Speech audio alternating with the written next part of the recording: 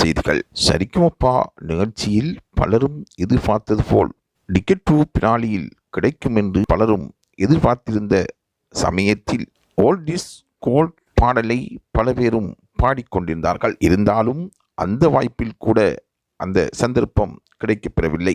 சரிகமபா நிகழ்ச்சி பொறுத்தவரையில் ஒவ்வொருவரும் சிறப்பாகவே பாடிக்கொண்டிருக்கின்றார்கள். யார் வெற்றி பெறுவார் என்று எதிர்பார்க்காத வண்ணம் ஒவ்வொருவரின் திறமையும் அவர்களின் முயற்சியும் ஒவ்வொரு வாரமும் முன்னேற்றகரமாக இருப்பதாக விசேட நடுவர்களாக கலந்து கொள்பவர்கள் கூறிக்கொள்கின்றார்கள்.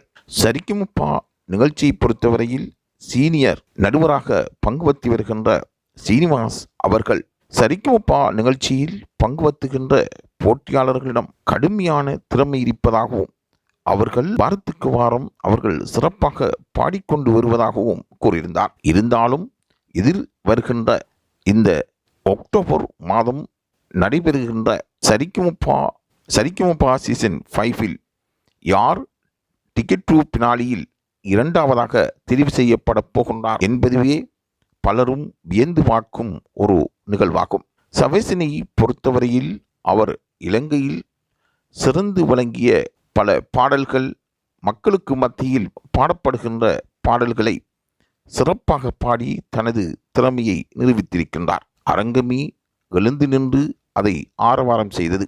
அந்த அளவுக்கு அவர் சிறப்பாக பாடியிருந்தாலும் அந்த வாய்ப்பு அவருக்கு இன்னும் கிடைக்கப்பெறவில்லை. ஆகவே 25, 26 தேதிகளில் நடைபெறுகின்ற சுற்றில் யார் சிறப்பாக பாடுகின்றாரோ அவர் டிக்கெட் டு பினாலியில் சுசெந்திக்காவுக்கு பின்னர் இரண்டாவது நபராக தெரிவு செய்யப்படுவார் என்று சரிகமபா நிர்வாகம் கூறிக்கொள்கின்றது.